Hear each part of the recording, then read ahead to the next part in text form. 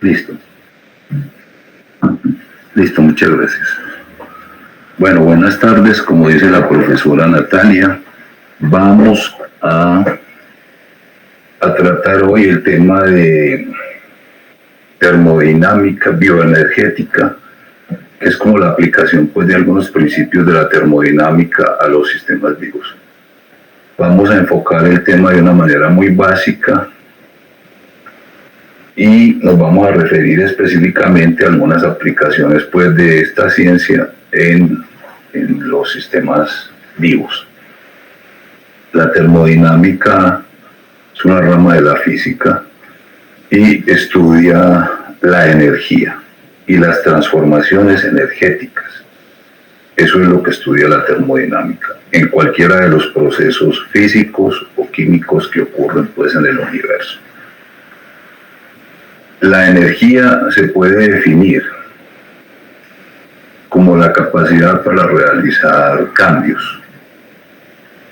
¿Eso qué quiere decir? Que cada que ocurra un cambio físico o químico en el universo es porque alguna forma de energía participó en esa transformación.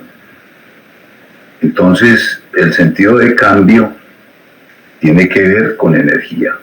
La energía se manifiesta cuando hay un cambio de una situación inicial a una situación final. Ahí es cuando se manifiesta la energía. En los procesos vivos, pues en el funcionamiento biológico, es lógico considerar que ocurren miles de cambios energéticos simultáneamente. En el funcionamiento del organismo, en el funcionamiento de una célula, continuamente se están dando cambios químicos. Cada que una sustancia se transforma en otra, eso es un cambio químico. Cada que ocurre transformación nerviosa, transferencia de electrones en algún proceso, etc. O sea, todos los procesos biológicos están ocurriendo con miles y miles de cambios dentro del organismo y dentro de la célula. Eso quiere decir que los sistemas vivos requieren de un aporte continuo de energía para poder funcionar y para poder sostener la organización biológica. Los sistemas vivos se tienen que adaptar a las leyes de la termodinámica. Las leyes de la termodinámica se aplican prácticamente de una forma universal. Ningún proceso energético puede suscribirse, puede ocurrir violando alguna de las leyes de la termodinámica. Los sistemas vivos se tienen que acomodar, todas sus transformaciones tienen que acoplarse a lo que dicen las leyes de la termodinámica. Las leyes de la termodinámica son 4, solamente me voy a referir a 2, que son las que tienen mayor aplicación en sistemas vivos. La primera ley, por ejemplo, la primera ley de la termodinámica establece que la energía del universo es constante. Así de simple se puede enunciar la primera ley. También se puede enunciar diciendo que en un sistema aislado la energía permanece constante. La conclusión que sale rápidamente de esos dos postulados es que hay que considerar el universo como si fuera un sistema aislado para poder hablar de que el universo tiene una energía que es constante. O sea, desde hace 13.700 millones de años, que se supone, según la teoría pues, que prevalece en la comunidad científica, que se supone que la edad de este universo en que estamos, todo ese tiempo el universo ha mantenido una energía constante. La energía se puede manifestar de muy diversas formas. Lo que ocurre es que unas formas se pueden transformar en otras, pero el contenido total de energía del universo permanece constante desde que se formó este universo. Eso es lo que plantea la primera ley de la termodinámica y aparentemente no tiene excepciones. ¿Eso qué quiere decir? Que los sistemas, que los procesos pueden utilizar energía, transformar unas formas de energía en otras, pero no se puede crear energía o eliminar energía. No se puede. Se pueden transformar unas formas de energía en otras, pero no crear energía o eliminar energía. Planteado en esos términos, si nosotros consideramos un sistema vivo tiene que tener alguna fuente de energía.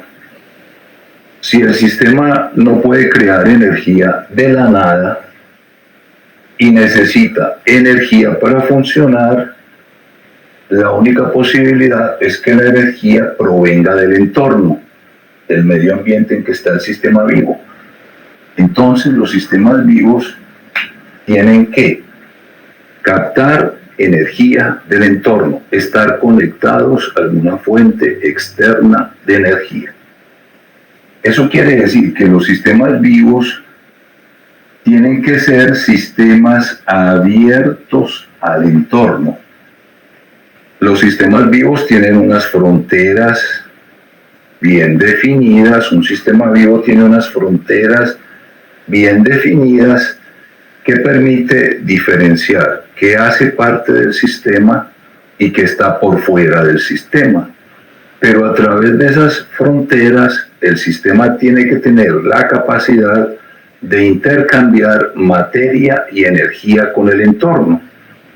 Eso es un imperativo para que ocurra organización biológica y se mantenga la organización biológica. Por eso los sistemas vivos tienen que ser abiertos al entorno, porque tienen que captar energía del entorno y además tienen que eliminar energía y materia al entorno.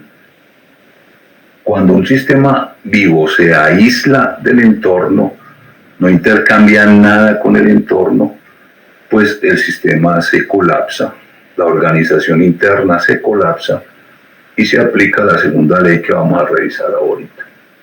Entonces, la primera conclusión, de acuerdo con la primera ley de la termodinámica, es que los sistemas vivos tienen que estar conectados a alguna fuente externa de energía para mantener su organización interna.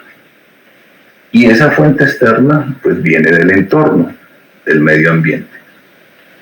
Planteado en esos términos, los sistemas vivos se pueden clasificar en dos categorías, inicialmente en dos categorías.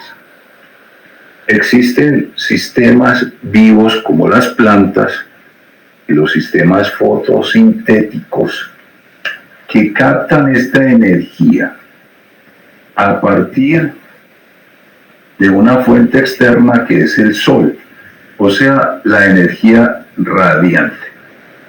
La energía radiante que proviene del sol, los sistemas que son capaces de hacer fotosíntesis, son capaces de captar la energía radiante que proviene del sol. Esa energía radiante la convierten en energía química y a partir de esa energía química despliegan todos sus procesos internos. Las plantas y los sistemas fotosintéticos hacen eso. Captan energía radiante y con esa fuente de energía es que sostienen su organización interna. Por eso se llaman autótrofos. Autótrofos es que se sostienen solos, solamente necesitan esa conexión de esa fuente de energía y por eso se catalogan de esa manera.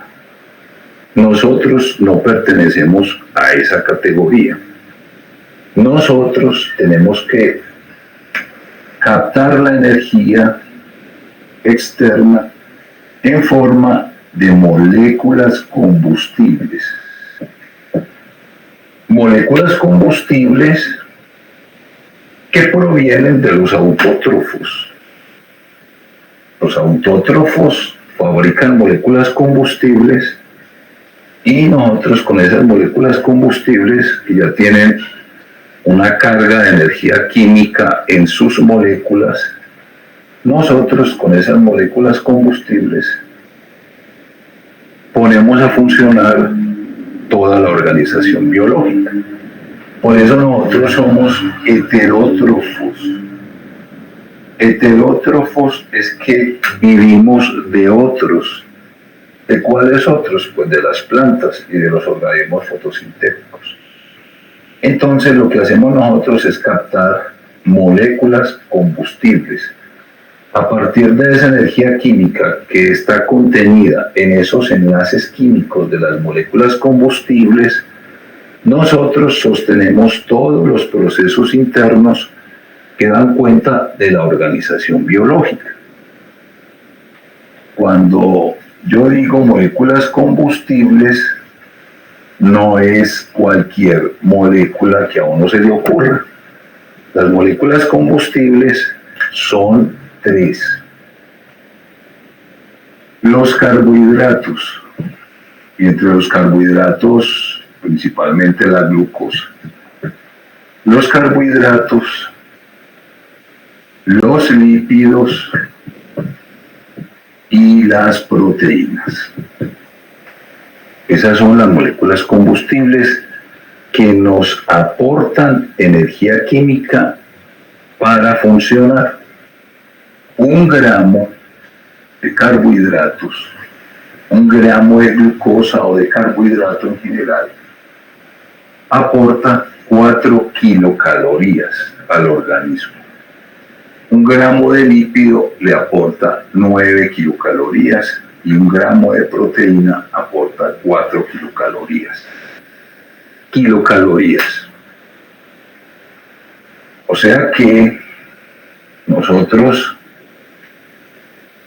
si queremos calcular cuál es el aporte diario en términos calóricos, cuál es el ingreso calórico diario al organismo, tenemos que calcular cuántos gramos de carbohidrato estamos consumiendo, cuántos gramos de lípido y cuántos gramos de proteína.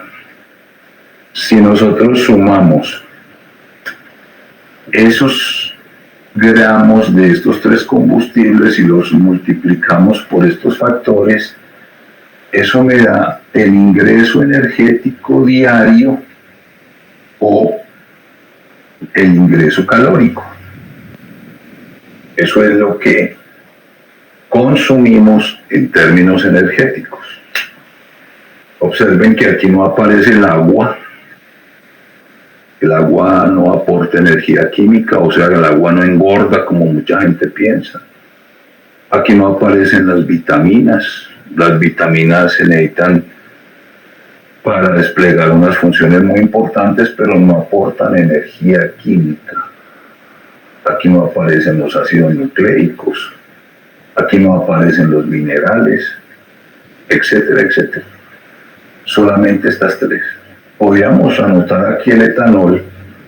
El etanol aporta 7 kilocalorías por gramo.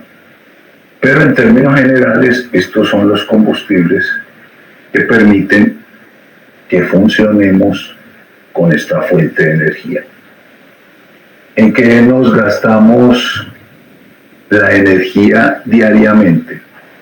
Nosotros nos gastamos la energía, o sea, los gastos. Esto serían los ingresos energéticos o calóricos, y los gastos se pueden agrupar en 3 categorías.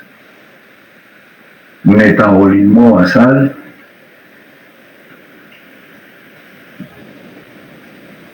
termogénesis por alimento y actividad física. Básicamente, el gasto energético que hacemos en un día cualquiera lo podemos agrupar en una de esas tres categorías. Voy a mencionar muy brevemente cada una de ellas. Metabolismo basal.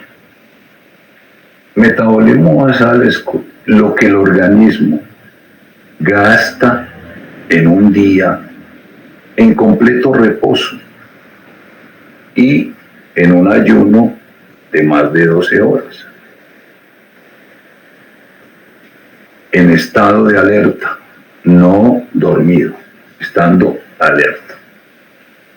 Ese gasto en esas condiciones que acabo de mencionar es el gasto que el organismo realiza para mantener sus funciones normales, para mantener el sistema nervioso, para mantener el sistema cardiovascular, el sistema respiratorio, gastrointestinal, renal, etcétera, etcétera. Es el gasto para el funcionamiento diario de los procesos biológicos. Existen muchas fórmulas para calcular el metabolismo basal. Los nutricionistas tienen fórmulas muy sofisticadas para hacer eso. Yo voy a mencionar una fórmula que es muy simple y da una apreciación grosso modo de cuánto es lo que uno gasta en metabolismo basal, y es para adultos, hombre o mujer, aunque el metabolismo basal es más alto en hombres que en mujeres, y no se considera pues los niños, porque los niños tienen otra forma de calcular. En una persona común y corriente, así como lo planteo, en un adulto, el metabolismo basal en un día equivale al peso en kilogramos multiplicado por 24. Y eso me da las kilocalorías que una persona gasta en metabolismo basal. Por ejemplo, una persona de 60 kilogramos, 6 por 4, 24, van 2. 6 por 2, 12 y 2, 14. 1440 kilocalorías aproximadamente se gasta una persona de 60 kilogramos, sea hombre o mujer, en metabolismo basal. Estas 1440 kilocalorías tienen que salir de los depósitos. Si la persona está en ayuno, esa energía tiene que salir de los depósitos corporales. Por eso es que tenemos depósitos de energía. ¿Por qué tenemos depósitos de energía? Pues porque el gasto energético es continuo. En cambio, la ingesta es intermitente. Nosotros no estamos comiendo todo el día. Tenemos una ingesta intermitente y un gasto continuo. El metabolismo basal es un gasto continuo. No podemos suspender el metabolismo basal. Eso no depende de la voluntad del individuo, porque es un gasto obligatorio. Si la persona no está comiendo, como es el caso pues del cálculo que se hace en ayuno, entonces esta energía tiene que venir de los depósitos del individuo. Si el individuo no tiene de dónde sacar este gasto obligatorio, pues sencillamente se muere de hambre. Esto no es voluntario, es obligatorio. Y los depósitos deben proveer este gasto. Si la persona no tiene con qué, la persona sencillamente se colapsa. Entonces, este es el gasto del metabolismo basal en una persona de 60 kilogramos en completo reposo físico, emocional, sexual, etcétera, en todo tipo de reposo. O sea, la persona está completamente relajada, pero en estado de alerta. Esto es aproximadamente lo que se está gastando para que su organismo funcione normalmente. La termogénesis por alimento también es un gasto que se da por el solo hecho de ingerir alimento, procesar el alimento, digerir el alimento y absorber el alimento. Ese proceso, la ingesta de alimento, la digestión y la asimilación del alimento, eso implica una energía que se llama termogénesis por alimento. Las proteínas de la dieta son las que más termogénesis generan. Después están los lípidos y por último los carbohidratos. Pero el proceso en sí de una dieta mixta que se gasta una determinada cantidad de energía para digerir lo que usted se come y después asimilar lo que usted se come, eso equivale aproximadamente al 10% del metabolismo basal, en términos generales. El 10% del metabolismo basal sería sumar aquí 144 si seguimos con este ejemplo. Eso también es un gasto que se da siempre y cuando que la persona esté consumiendo pues alimento y la persona no come nada, pues ese gasto no se agrega. La última actividad, el último gasto, que es la actividad física, es más difícil de evaluar. ¿Por qué? Porque eso es una cosa muy personal. Existen muchas tablas para establecer cuánto se gasta uno en cada actividad que realiza diariamente, pero hay algunas aproximaciones poblacionales que permiten dar una idea muy aproximada de cuánto es el gasto calórico de una persona, clasificando la población como en 3 categorías. Nosotros podemos clasificar una población en 3 categorías de acuerdo con su actividad física, lo que se despliega en actividad física. En la primera categoría tendríamos los sedentarios, que son las personas que hacen lo mínimo, o sea, el gasto físico es el mínimo para moverse pues en sus actividades cotidianas, pues hacen su trabajo, van a su trabajo, etcétera, hacen lo que tienen que hacer en la casa, pero no tienen ningún programa de actividad física extra, simplemente despliegan lo mínimo. Esas personas se puede decir que gastan en esa actividad física mínima aproximadamente un 30% del metabolismo basal. Siempre es el metabolismo basal el que se utiliza como punto de referencia. Si la persona ya tiene alguna actividad física programada por fuera de su rutina habitual, algún tipo de actividad física programada, podemos decir que es una persona con actividad física moderada y le podemos agregar un 40% del metabolismo basal. Ya si la persona tiene alguna actividad física sistemática, practica algún deporte, tiene un gasto programado y sistemático, podemos agregarle el 50%, el 60%, etcétera, de acuerdo a la intensidad con la cual despliegue su actividad física con respecto al metabolismo basal.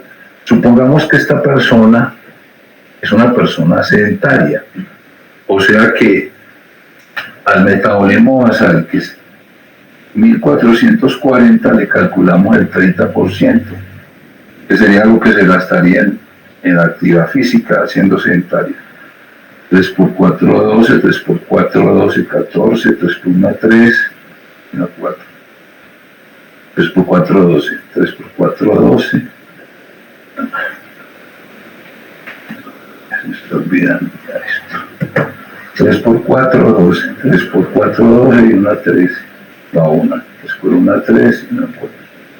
432 kilocalorías aproximadamente en actividad física. 4 y 2, 6, 4 y 4, 4 y 4, 8 y 3, 11, va 1, 5 y 1, 6. 2012 kilocalorías. O sea, este ejemplo hipotético implica que la persona gasta aproximadamente 2000 kilocalorías. Ahí está el metabolismo basal, sabemos que ella está comiendo normalmente, y esto es lo que se gastaría pues en su actividad física mínima, 2000 kilocalorías. Planteado en esos términos, se pueden concebir tres situaciones.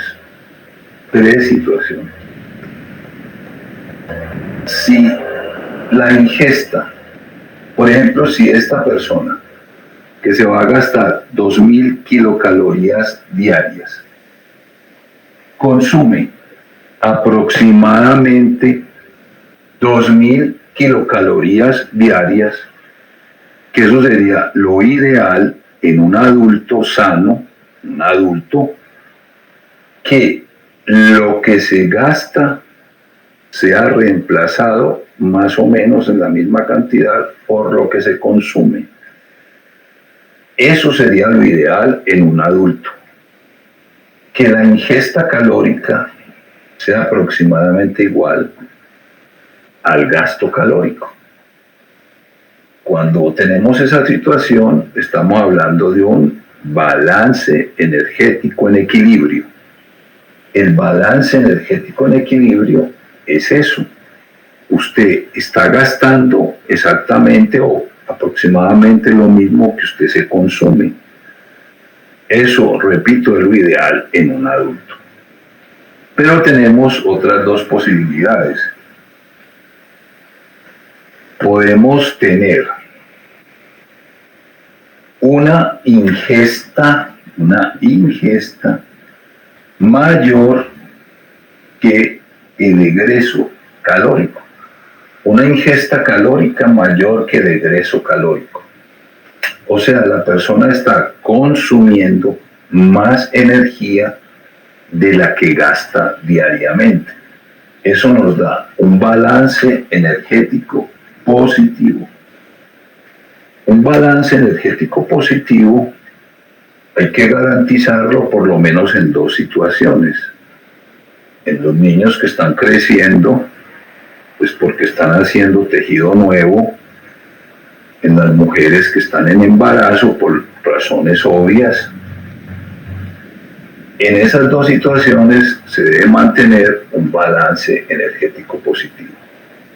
Pero si estamos en otra situación diferente, estamos en presencia de un adulto que mantiene un balance energético positivo por un tiempo largo, de una forma continua y persistente, estamos en un balance energético positivo que va a dar origen a un cuadro de obesidad. ¿Por qué? Porque cuando el balance energético positivo es prolongado, llega un momento en que tenemos un superávit de 7600 kilocalorías. Cuando tenemos un superávit de 7600 kilocalorías, es porque hemos acumulado 1 kilogramo de tejido adiposo. El exceso de calorías, como todo el mundo sabe, se almacena en el tejido adiposo. El tejido adiposo es un depósito a largo plazo, prácticamente ilimitado. Nosotros podemos acumular la cantidad de energía, una cantidad enorme de energía en el tejido adiposo, porque eso prácticamente es ilimitado. Pero 7600 kilocalorías de superávit, cuando estamos en un superávit con un balance energético positivo prolongado, eso equivale a 1 kilogramo de tejido adiposo. Y la otra situación posible es que los egresos energéticos sean mayores que los ingresos. Y en ese caso tendríamos un balance energético negativo. Un balance energético negativo se da cuando se cumple esta desigualdad. El egreso es mayor que el ingreso. Eso se logra o haciendo una actividad física mayor de lo que se hace normalmente o disminuyendo el consumo de combustibles. Lo ideal es que uno combine las dos posibilidades, o sea, si uno está en un programa de disminución de peso por obesidad, lo ideal es que combine la menor ingesta de energía con un mayor egreso, aumentando pues la actividad física que se despliega.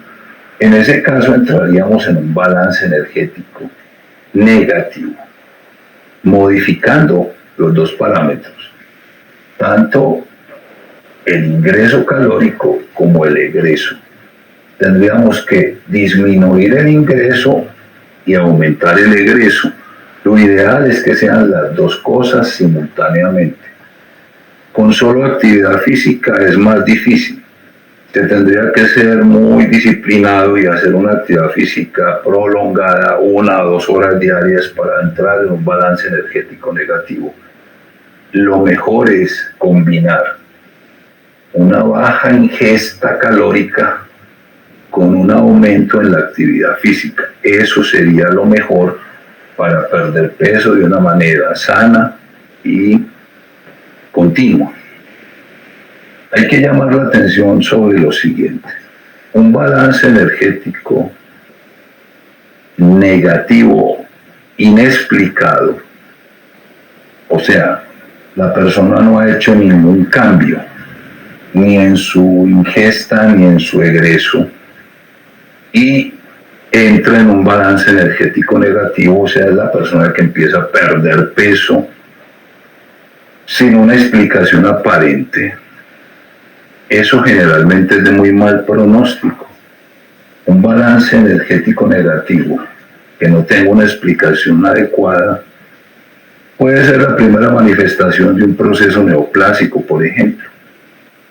Puede ser la manifestación de un proceso crónico como una tuberculosis o como un SIDA.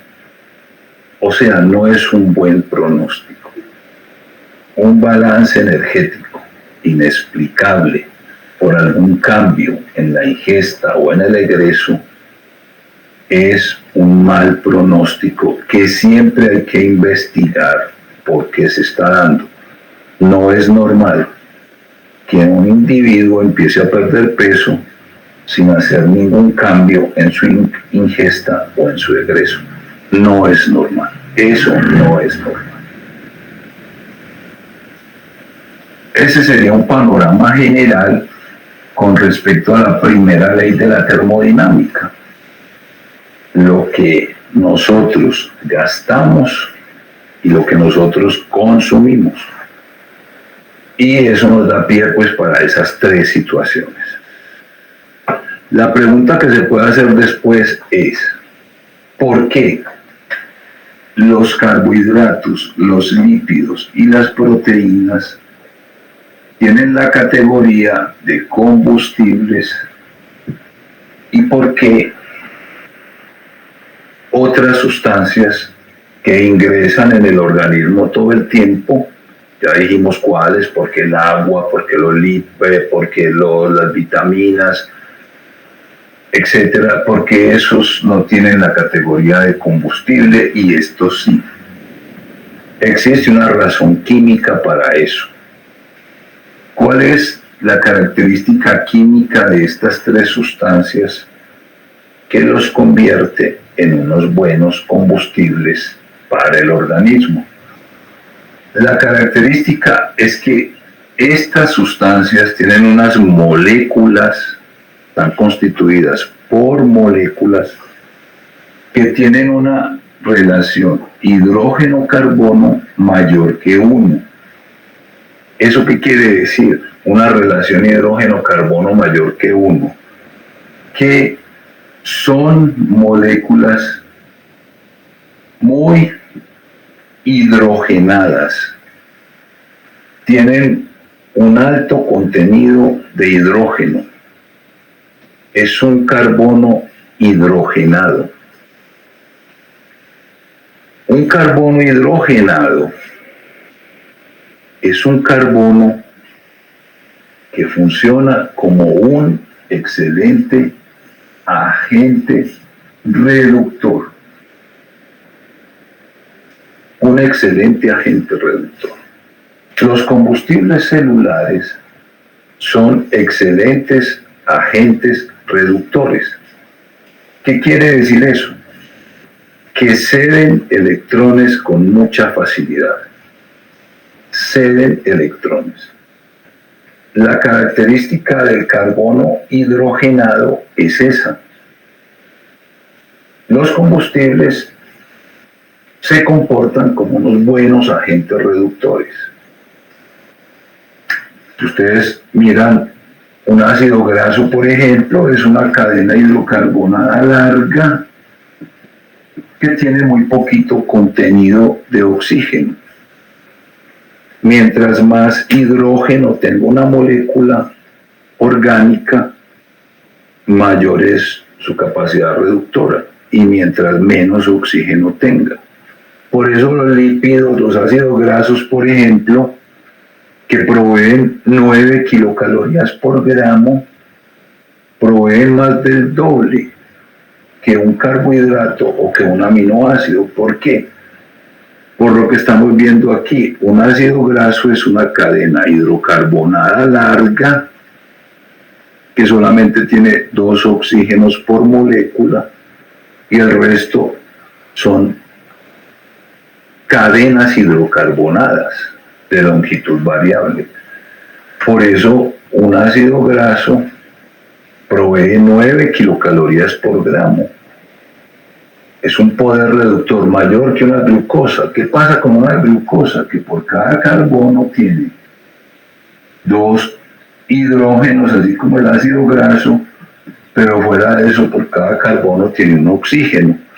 La presencia de oxígeno por cada carbono disminuye su capacidad reductora. Por eso un carbohidrato como la glucosa solamente provee 4 kilocalorías por gramo. Lo mismo pasa con los aminoácidos. Los aminoácidos en promedio, porque cada molécula es individual, en promedio también proveen más o menos 4 kilocalorías por gramo. Entonces, esa característica de ser un combustible celular tiene una explicación química. Son moléculas muy reducidas, son moléculas muy hidrogenadas con una relación hidrógeno-carbono mayor que 1, y eso los convierte en excelentes agentes reductores. Eso quiere decir que ponen electrones con facilidad. ¿Cómo así que ponen electrones? Pues cuando un agente reductor se pone en contacto con un agente oxidante, que es todo lo contrario, un agente oxidante es una sustancia que tiene gran capacidad de atraer electrones. Entonces, por este lado tenemos unos agentes reductores que los consumimos a través de la ingesta, o sea, que entran por la boca, y por otro lado estamos ingresando un potente agente oxidante, que es el oxígeno molecular. El oxígeno molecular es todo lo contrario, es un potente agente oxidante. Eso quiere decir que atrae electrones con una gran afinidad. Entonces, la estrategia que adoptaron los sistemas vivos para generar, para liberar energía, es esta. Entran al sistema agentes reductores, un agente oxidante.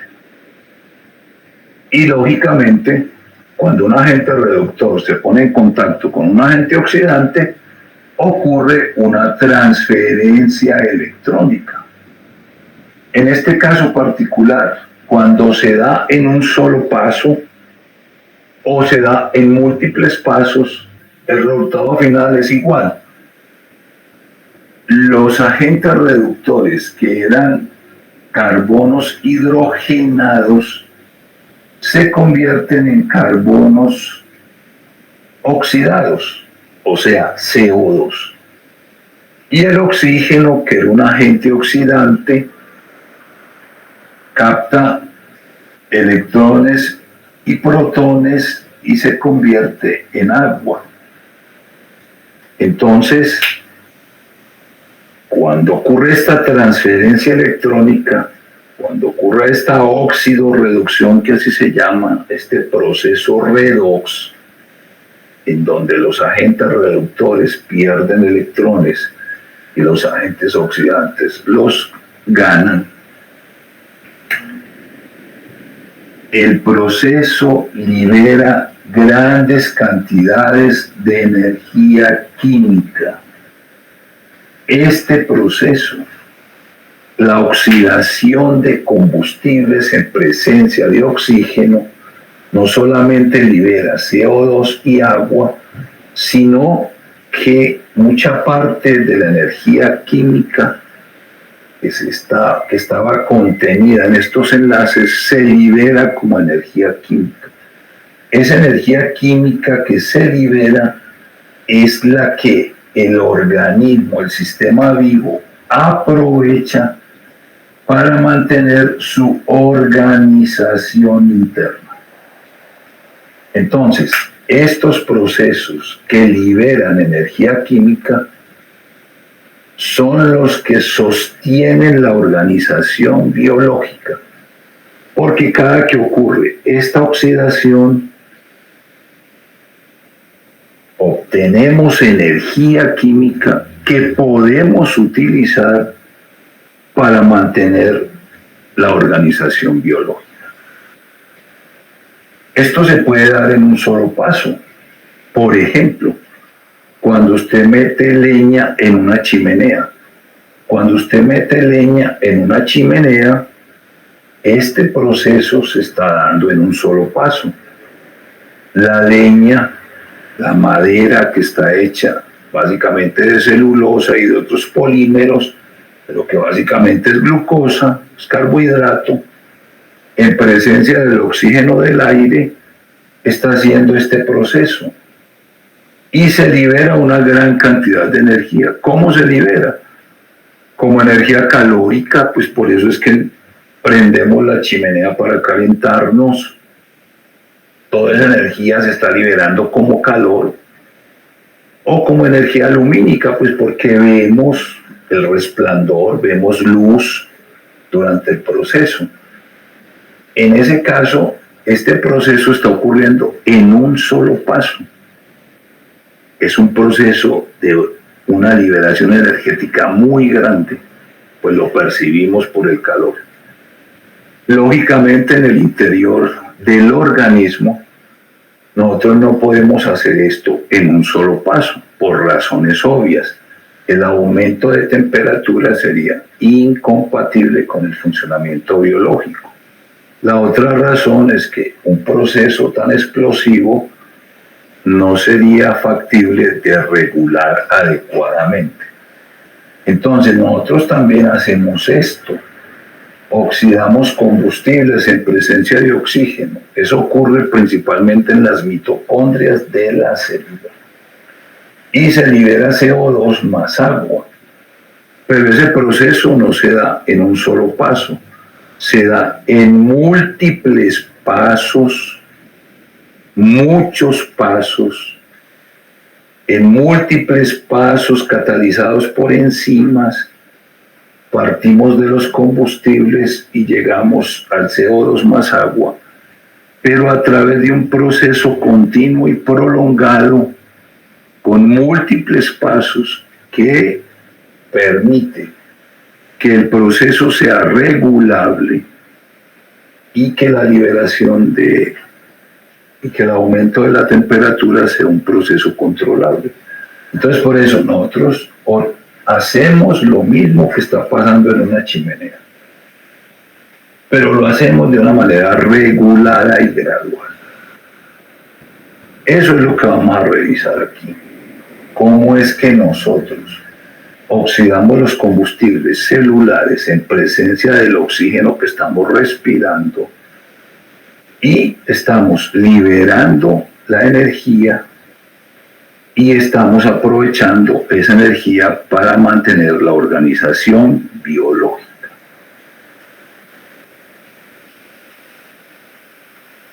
Ahorita mencionamos que cuando 1 gramo de carbohidrato, por ejemplo, 1 gramo de glucosa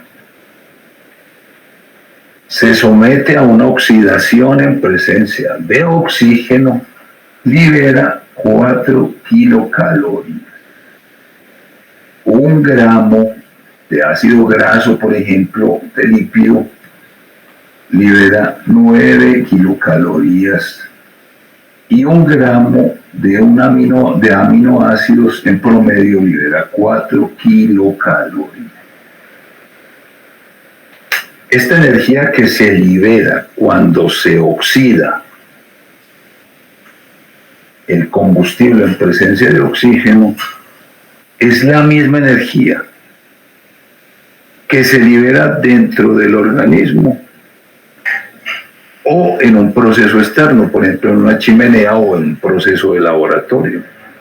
1 gramo de carbohidratos va a liberar 4 kilocalorías, sea en un vaso de laboratorio o en el interior de la célula. Siempre va a liberar 4 kilocalorías por gramo. Esta energía que se libera, si se mide en condiciones de presión constante, que son las condiciones nuestras, nosotros somos sistemas de presión constante y de volumen aproximadamente constante. ¿Por qué somos de presión constante? Porque nosotros no manejamos intercambios energéticos con gases, no utilizamos gases para intercambios energéticos, entonces la presión nuestra se puede considerar constante. Somos homeobáricos. Tampoco podemos generar cambios de temperatura muy bruscos, que somos homeotermos. Y también somos aproximadamente de volumen constante. O sea, nosotros tenemos unas condiciones termodinámicas muy restrictivas a los sistemas vivos. Cuando se mide esto a presión constante, esta energía liberada, que se llama energía de combustión por razones obvias, esto se llama energía de combustión, pues porque lo que está ocurriendo es una combustión. Cuando esa energía de combustión se mide a presión constante, tiene un nombre particular, se llama entalpía. Y se simboliza por H mayúscula. En el lenguaje termodinámico, H mayúscula quiere decir entalpía. O sea que estos 4 kilocalorías por gramo, 9 kilocalorías por gramo y 4 kilocalorías por gramo equivalen a la entalpía de estos combustibles. Esa es la entalpía que se libera cuando estos combustibles están sometidos a una oxidación en el interior del organismo o en un proceso de laboratorio. La pregunta que sigue es, ¿nosotros podemos utilizar toda la entalpía que se libera de un combustible? La respuesta es no. No. No podemos utilizar el 100% de la entalpía que se libera de los combustibles. ¿Por qué? Por la segunda ley de la termodinámica. Hasta ahora no hemos mencionado la segunda ley de la termodinámica, solamente la primera.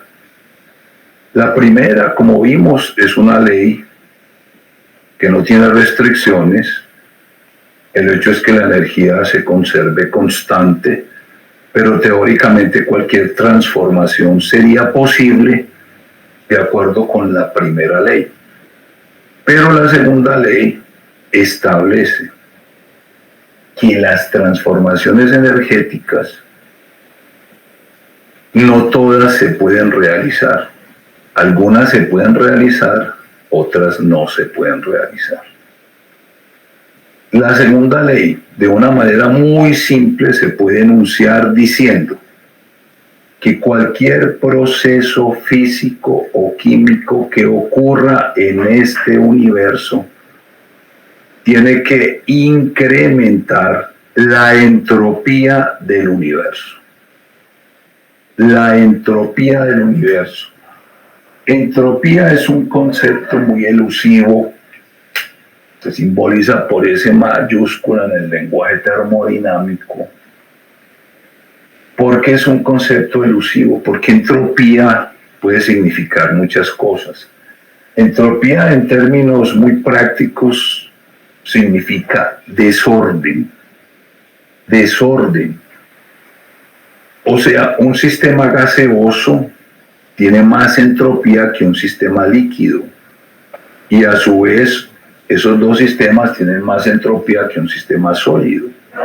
O sea que la primera connotación que surge con el término es que eso quiere decir desorden. La segunda connotación es que entropía también significa pérdida de información. ¿Qué quiere decir? Que si usted tenía un proceso en una condición inicial con una cantidad de energía, de información determinada, y durante el proceso la información va perdiendo calidad, eso quiere decir que el proceso va ganando entropía. O sea que entropía también puede ser pérdida de información. O sea, cuando la información inicial se corrompe, decimos que el proceso ganó entropía. O sea que entropía quiere decir eso: pérdida de información, aumento de desorden. La segunda ley establece que cualquier proceso que ocurra en este universo, sea físico o químico, tiene que contribuir al incremento de la entropía del universo. Si no, no se puede dar. O sea, no se puede dar un proceso que viole la segunda ley de la termodinámica. No tenemos procesos que violen la segunda ley de la termodinámica. Mejor dicho, no tiene excepciones. En un proceso en donde se aumente la entropía, eso se llama un proceso espontáneo. Si el proceso no aumenta la entropía, es un proceso no espontáneo. Entonces, los procesos espontáneos son los que pasan de una condición inicial a una condición final, y durante ese transcurso del proceso, el universo está ganando entropía. Eso es lo que se da normalmente. Si tenemos un proceso contrario, estamos pasando. Y ese proceso en donde se está incrementando la entropía del universo se llama exergónico, cuesta abajo. Es un proceso que libera energía, se llama exergónico.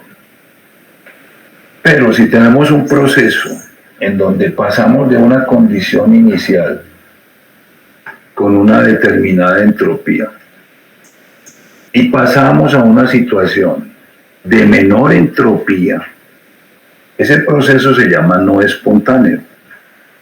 Y ese proceso no puede existir a no ser que esté conectado con otro proceso exergónico que sostenga el proceso endergónico. O sea, no se puede la sumatoria de un proceso endergónico y un proceso exergónico tiene que dar un incremento de la entropía del universo para que el proceso endergónico sea posible. Si no, no es posible. Que eso realmente es lo que está pasando con los sistemas vivos. Si nosotros planteamos la segunda ley de la termodinámica, en donde el universo cada vez se vuelve más entrópico, o sea, nosotros podemos combinar las dos leyes de la termodinámica diciendo la energía del universo es constante, pero la entropía se incrementa cada vez más. Fíjense que en esa frase tan cortica estamos condensando las dos leyes de la termodinámica. La energía del universo es constante, pero la entropía se incrementa permanentemente. Cuando nosotros consideramos los sistemas vivos, un sistema vivo es un sistema muy ordenado, o sea que es un sistema de baja entropía. Si el sistema tiene orden, eso quiere decir que es un sistema de baja entropía. La entropía es desorden. Los sistemas vivos somos sistemas ordenados, o sea que somos sistemas de baja entropía. Entonces, ¿cómo se puede concebir un sistema de baja entropía en un universo que cada vez es más entrópico? Esto fue un interrogante que desde finales del siglo XIX y a principios del siglo XX estuvo rondando pues en la cabeza de muchos investigadores, y algunos investigadores planteaban que los sistemas vivos violaban la segunda ley de la termodinámica, porque es que un sistema vivo es todo lo contrario a un sistema entrópico. Un sistema vivo es un sistema ordenado de baja entropía. Solamente por las propuestas de un grupo de Bélgica que estaba comandado por un señor Prigogine, plantearon la primera explicación para eso que parecía pues como una contradicción. Prigogine y su escuela de Bélgica dieron la solución del asunto. La entropía se puede diferenciar en la entropía interna y la entropía externa. La entropía es la suma de la entropía interna más la entropía externa. ¿Cómo se puede mantener un incremento de entropía sabiendo que la entropía interna debe mantenerse muy bajita? O sea, nosotros tenemos una entropía interna muy bajita, somos ordenados. La única explicación es que la entropía externa sea mucho mayor que la interna. En otras palabras, lo que postula la escuela de Bélgica es que los sistemas vivos, por el hecho de estar desarrollándose en un entorno particular, los sistemas vivos aumentan la entropía del entorno. Y ese aumento de entropía del entorno es lo que permite que la entropía interna se pueda sostener en un nivel muy bajo durante la vida del sistema. Entonces nosotros incrementamos la entropía del entorno mientras estemos vivos, y de esa manera es que podemos sostener la entropía interna en un nivel bajo mientras estemos vivos. ¿Cómo hacemos para mantenernos en esas condiciones? Con aporte de energía. La energía que consumimos es para mantener el orden interno y acomodarnos al postulado de la segunda ley. Mantenemos el orden interno y estamos incrementando la entropía del entorno. Si un sistema ordenado, que tenga algún grado de orden, si un sistema ordenado no se somete a un mantenimiento energético, o sea, un sistema ordenado que se abandone en términos energéticos, indefectiblemente se le aplica la segunda ley de la termodinámica. Un sistema ordenado que no se sostenga en esas condiciones con aporte de energía externa es un sistema que indefectiblemente va a recibir todo el peso de la segunda ley de la termodinámica. O sea, con el paso del tiempo, el sistema ordenado se desordena y alcanza la máxima entropía posible. O sea, los sistemas ordenados que no se sostengan con un aporte de energía, indefectiblemente se desordenan hasta alcanzar la máxima entropía posible. Decimos que el sistema alcanzó el equilibrio termodinámico. Equilibrio termodinámico es un concepto que supone que un sistema está en su máxima entropía. ¿Eso qué quiere decir? Que el sistema no tiene flujos internos, no tiene gradientes, no tiene diferencias de concentración en su interior, no tiene diferencias de presiones, etcétera, etcétera. Está en su máximo desorden. Decimos que el sistema alcanzó el equilibrio termodinámico. Para mantenernos lejos del equilibrio termodinámico, este sistema necesita un aporte de energía. Eso es lo que hacemos los sistemas vivos.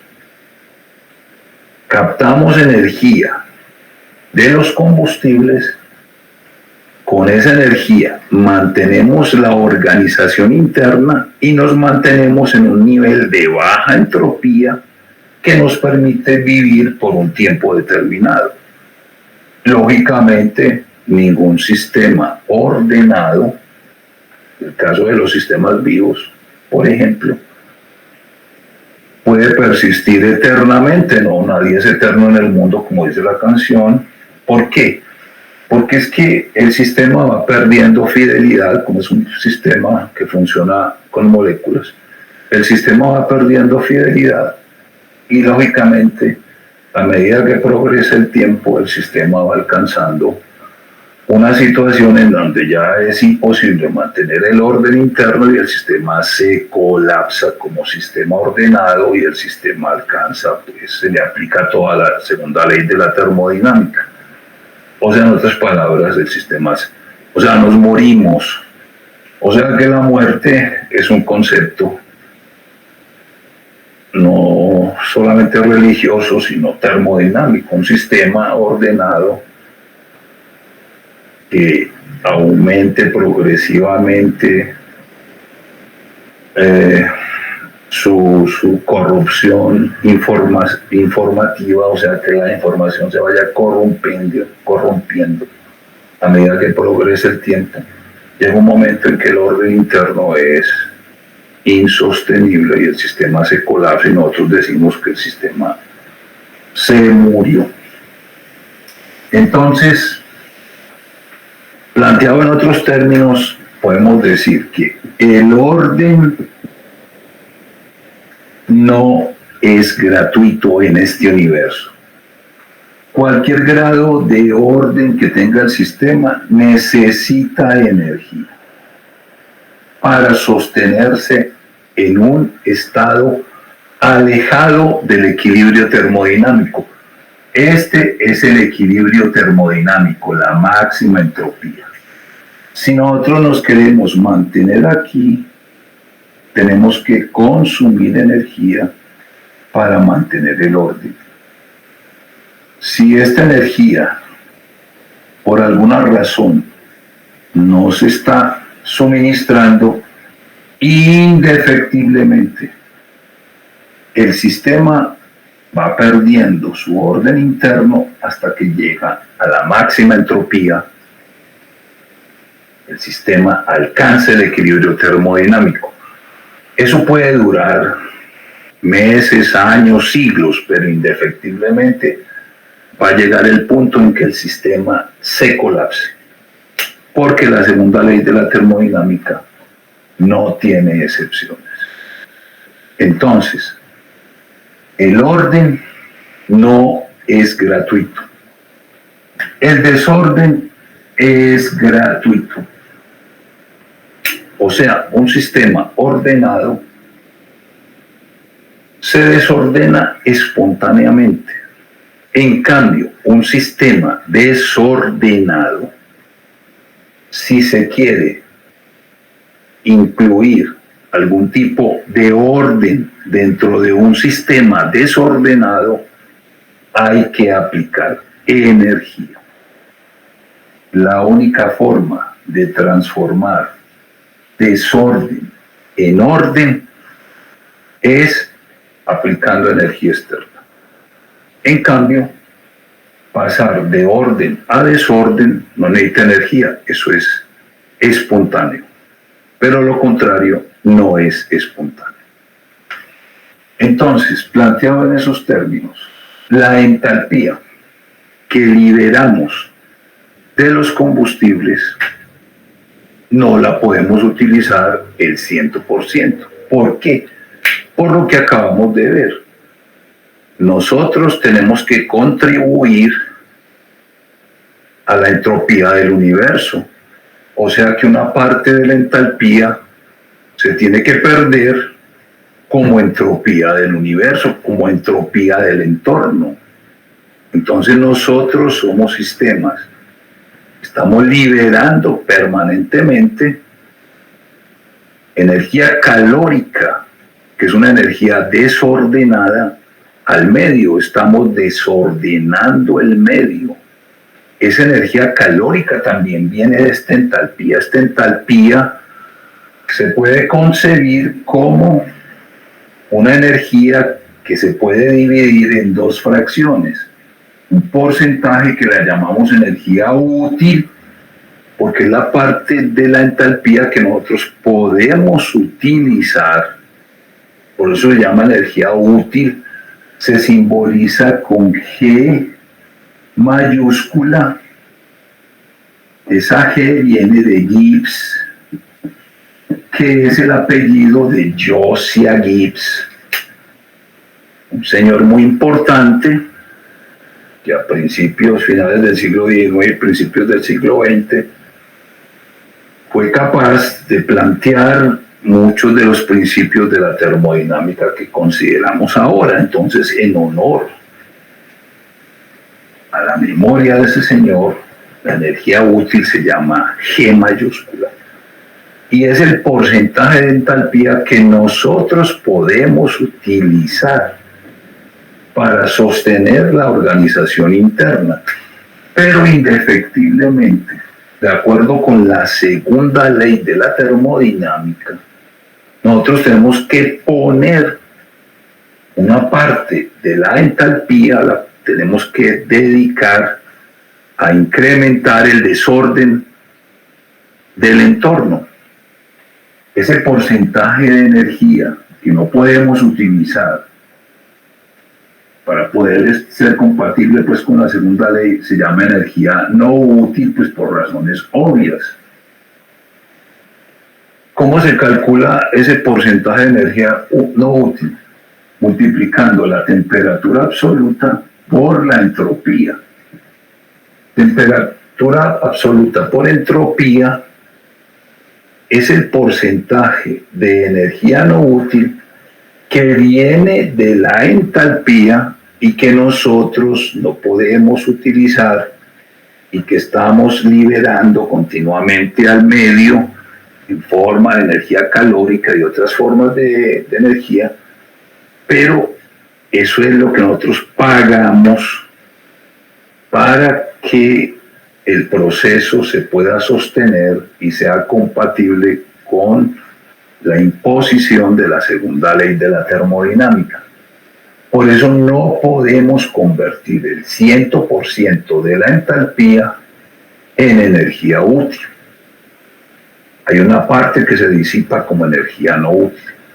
Nosotros sí podemos utilizar el 100% de la entalpía en forma de energía no útil, que es lo que pasa en una chimenea, por ejemplo. El 100% de la entalpía se está liberando como energía calórica, que es una forma pues desordenada de energía.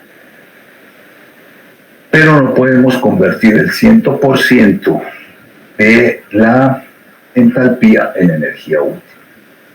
¿Por qué podemos utilizar una parte de la entalpía como energía útil? Porque tenemos un dispositivo. Si el sistema no tiene dispositivo, no tiene un dispositivo adecuado, toda la entalpía se convierte en energía no útil, o sea, en entropía. Pero ¿por qué nosotros podemos atrapar una parte de la entalpía y convertirla en energía útil? Porque tenemos un dispositivo interno que está ubicado en las mitocondrias de la célula y que se llama fosforilación oxidativa, que permite captar una parte de la entalpía como energía útil, como G mayúscula, y con esa G mayúscula sostenemos toda la organización biológica. O sea, nosotros consumimos G mayúscula, no cualquier tipo de energía. Los sistemas vivos necesitan, no cualquier tipo de energía, necesitan una fuente de energía externa que provea energía útil, o sea, que provea G mayúscula. O sea que nosotros consumimos energía útil, G mayúscula. ¿De dónde la sacamos? De la entalpía que se libera de los combustibles celulares. ¿Cuánto es el porcentaje en términos generales? Más o menos el 50 o el 60% de la entalpía la podemos convertir en energía útil. El resto se disipa como energía no útil.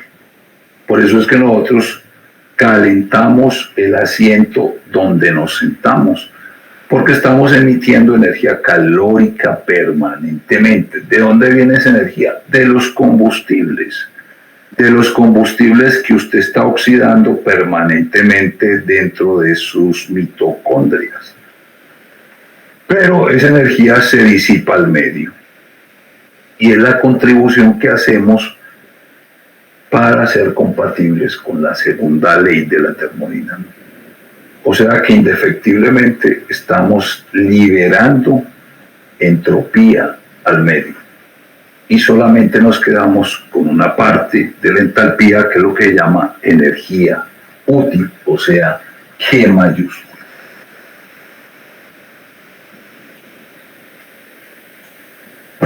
Como les dije ahora,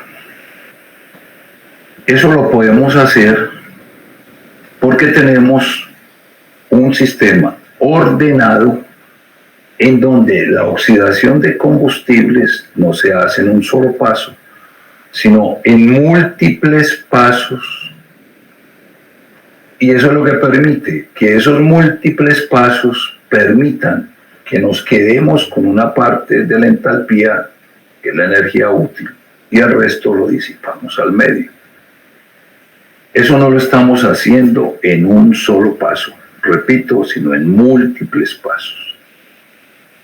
Todos los combustibles celulares, los 3 combustibles celulares, los carbohidratos, y vamos a seguir hablando de glucosa, que es el carbohidrato por excelencia, los ácidos grasos, porque son los lípidos combustibles por excelencia, los ácidos grasos, y los aminoácidos.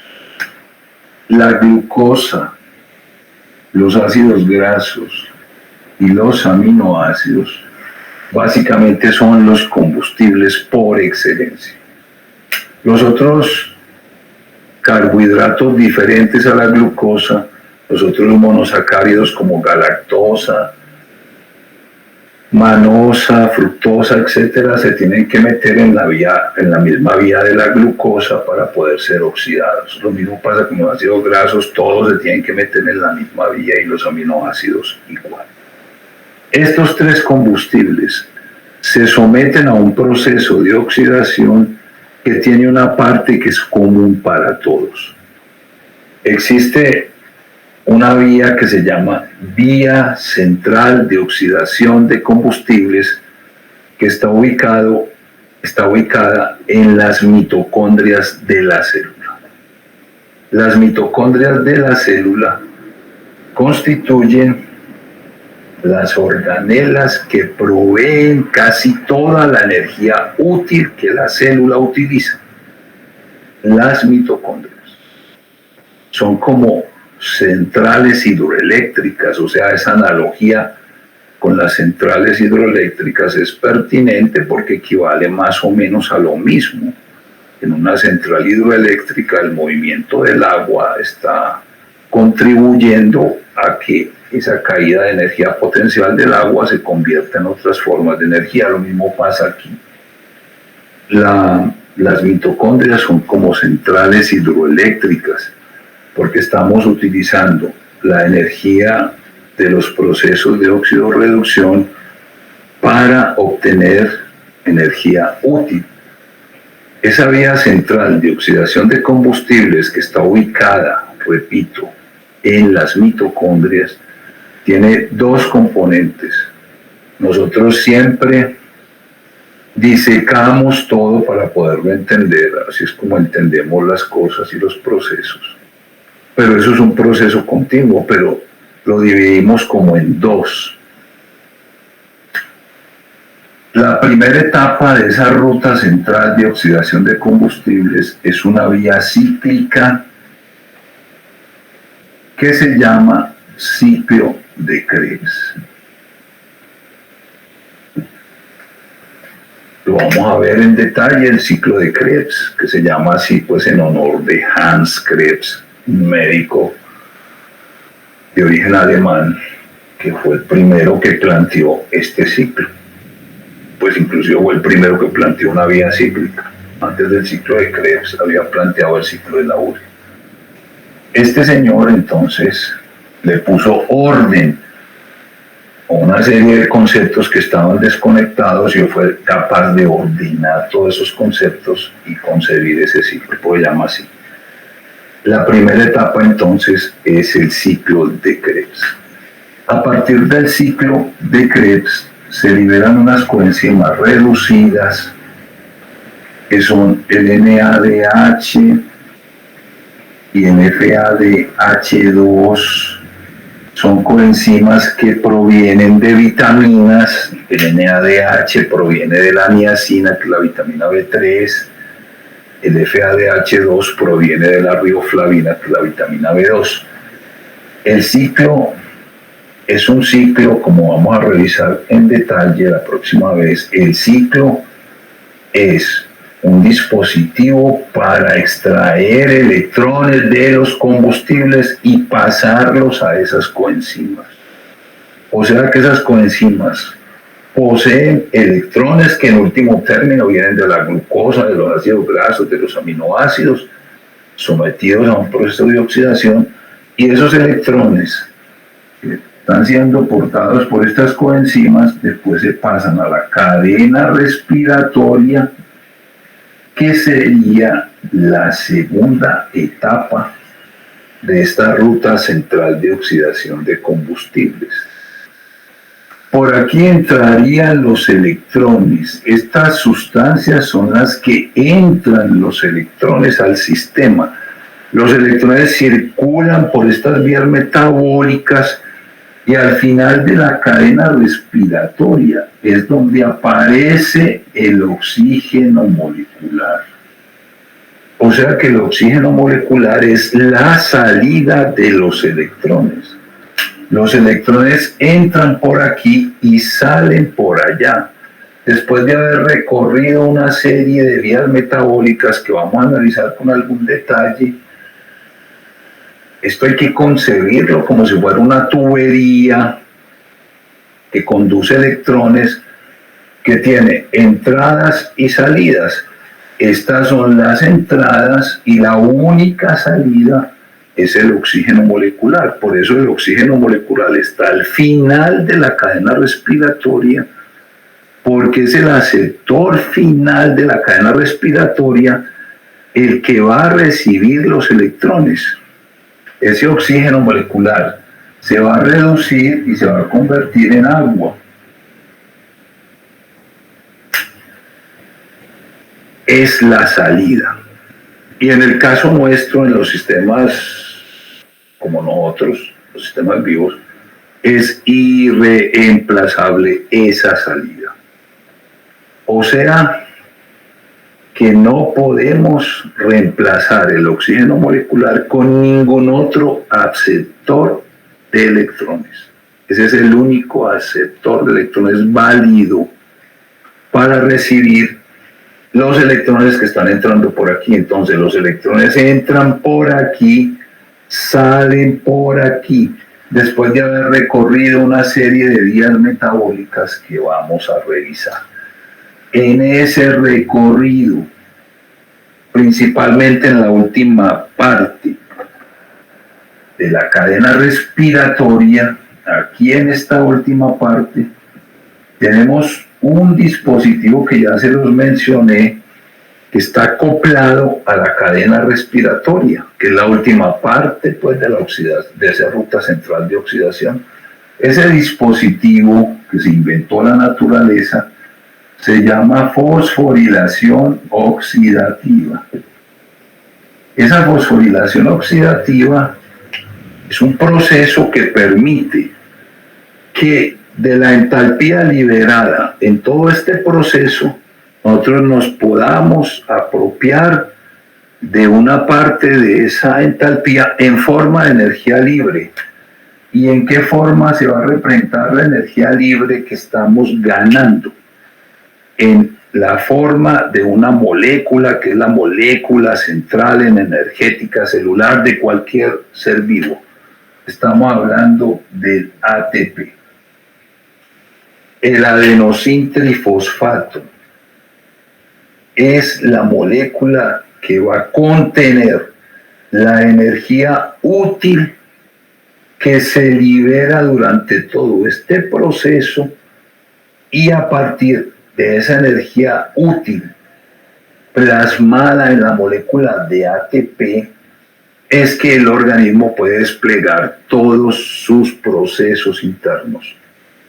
Todos sus procesos internos se despliegan a partir del ATP, y el ATP se formó aquí en la fosforilación oxidativa que ocurrió durante esta ruta central de oxidación de combustibles. O sea que la entalpía que se liberó en todo este proceso, toda esa entalpía, una parte de esa entalpía fue la que quedó plasmada en la molécula de ATP, y el resto lo disipamos como calor. Entonces, toda la ruta central de oxidación de combustibles está diseñada para sintetizar moléculas de ATP, y la molécula de ATP en su estructura química contiene la energía química que la célula puede utilizar para sostener sus procesos. Los procesos que consumen ATP son procesos cuesta arriba. Cuesta arriba, ¿qué quiere decir? Que son procesos que están generando orden interno, orden. Generar orden implica un proceso antientrópico. Por ejemplo, cuando nosotros sintetizamos una proteína a partir de 400 aminoácidos, sintetizamos un ácido nucleico a partir de 2000 nucleótidos, estamos generando un gradiente a través de una membrana, o sea, diferencia de concentración entre el interior y el exterior. etcétera, etcétera. Todos esos procesos son antientrópicos, son procesos que nos mantienen ordenados, por eso gastan energía, se llaman cuesta arriba. ¿Por qué podemos generar procesos cuesta arriba? Porque simultáneamente estamos generando un proceso cuesta abajo, que es la oxidación de combustibles. La oxidación de combustibles es un proceso cuesta abajo, exergónico, libera energía útil con la que nosotros sostenemos el proceso cuesta arriba, que es el orden interno. Entonces nosotros estamos acoplando un proceso exergónico, que es el que se da a través de la oxidación de combustibles y que nosotros llamamos genéricamente catabolismo celular. Catabolismo celular es coger los combustibles, oxidarlos hasta CO2 más agua y liberar una parte como ATP. Eso es catabolismo celular y eso involucra varias reacciones químicas que vamos a revisar la próxima vez. En cambio, el anabolismo es sostener el orden interno, eso es anabolismo, y el anabolismo es puesta arriba, es endergónico porque consume G. Para poder armar una proteína a partir de 400 aminoácidos hay que consumir ATP. Para poder generar un gradiente a través de una membrana hay que consumir ATP, o sea, G mayúscula. Eso se llama acoplamiento energético.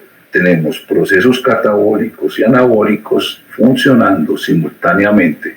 El catabolismo sostiene el anabolismo y de esa manera es que podemos sostenernos, porque el catabolismo libera más energía de la que utilizamos y ese resto de energía la liberamos al medio como energía no útil, como entropía.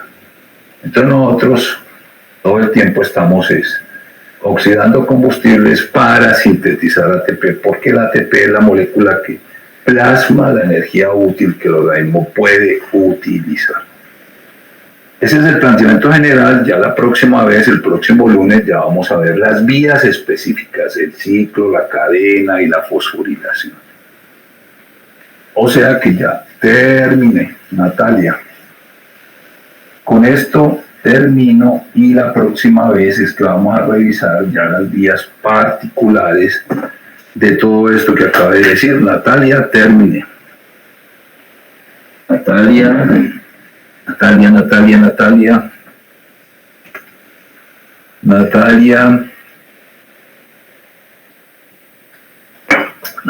ya terminé. ¿Dónde está la Natalia?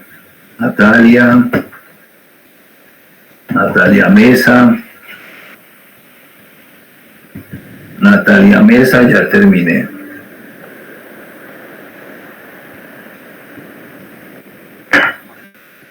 Natalia, ya terminé. Listo, Natalia.